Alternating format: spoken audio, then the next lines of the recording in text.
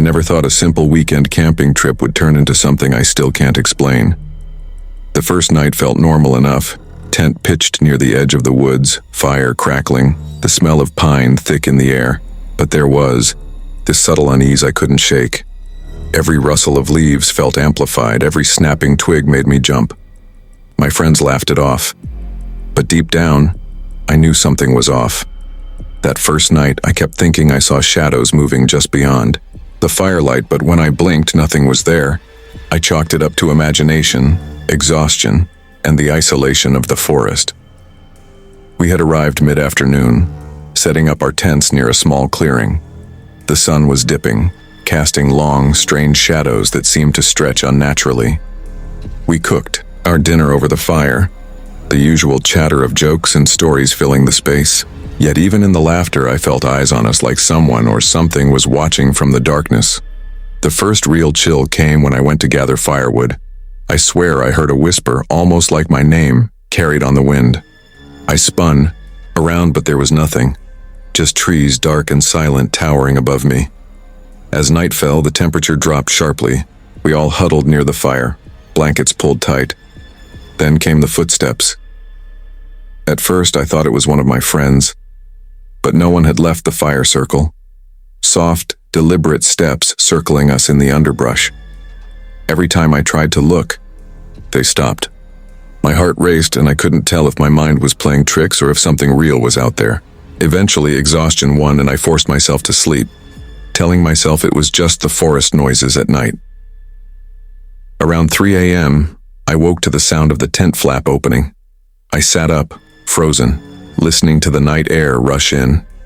I could hear breathing, slow and heavy, right outside my tent. I dared not move, staring into the darkness. When I finally peeked out, there was nothing, just the silver moonlight casting eerie shapes through the trees. But when I turned back, my sleeping bag had been moved slightly, as if someone had brushed past me. I shook my head, thinking it was my imagination, but I couldn't get back to sleep for the rest of the night. The next morning, my friends joked about me being jumpy, but I couldn't shake the feeling that we weren't alone. As we hiked deeper into the woods, I noticed small things out of place. A snapped branch in a pattern that didn't match natural breakage. A distant figure vanishing the second I blinked. Faint whispers I couldn't locate. Each step forward seemed heavier, the forest feeling alive in a way that was wrong. I tried to ignore it, focusing on the beauty of the stream and the mossy rocks, but the tension never left. By the second night, the unease had escalated. We decided to camp near an old abandoned cabin. Its broken windows reflected the firelight, eerily, and the wood groaned with age. I kept seeing movement in the shadows, fleeting glimpses of someone standing just at the tree line. Every now and then, a low, guttural sound would come from the darkness, almost like a growl or a whisper combined. Sleep was impossible.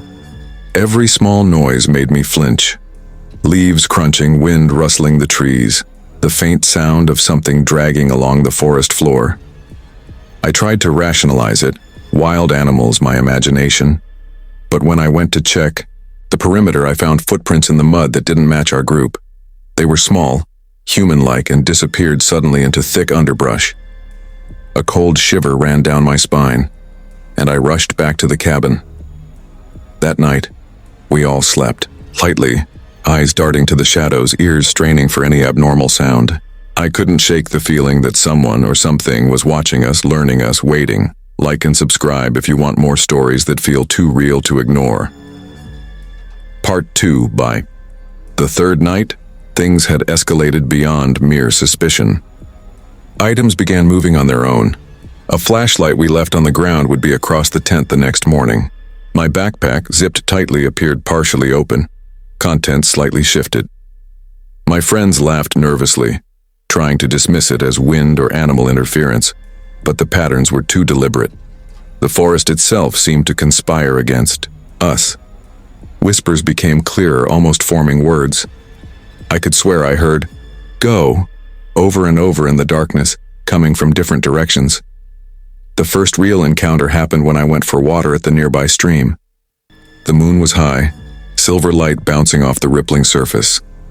I felt the presence before I saw it, sharp, deliberate, chilling.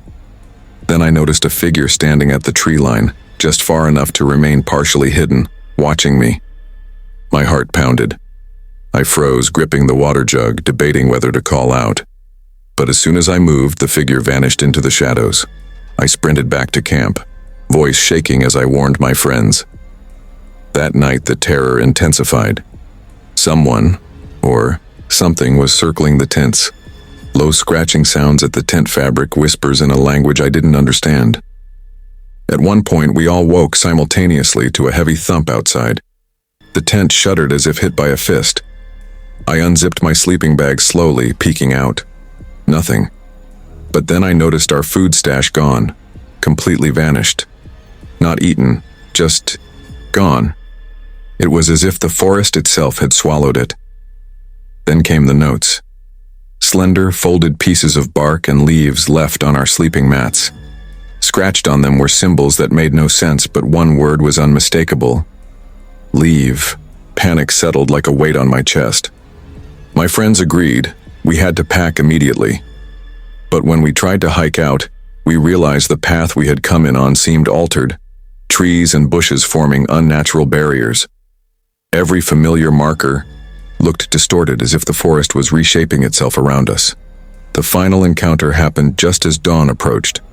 We heard screaming from deeper in the woods, a human scream, loud and desperate. My friends wanted to run toward it, thinking someone was hurt, but I hesitated. Then I saw it, a shadowy figure, tall and unnaturally thin, standing completely still in the clearing. It tilted its head, watching us, then disappeared as silently as it had appeared. We didn't wait another second. We sprinted, following what we hoped was the right trail. Trees whipped past, branches snagging at our clothes, every snapping, twig sounding like a warning. Hours later, we stumbled onto a familiar dirt road, exhausted, mud-caked, and shaken to the bone. Looking back, the forest seemed calm, ordinary even, as if nothing had happened. But I know what I saw. I know what I felt. And I know that something we cannot explain, was there, watching, waiting. Even now, I can't camp near woods without that memory creeping back. Like and subscribe if you want more stories that will haunt your nights.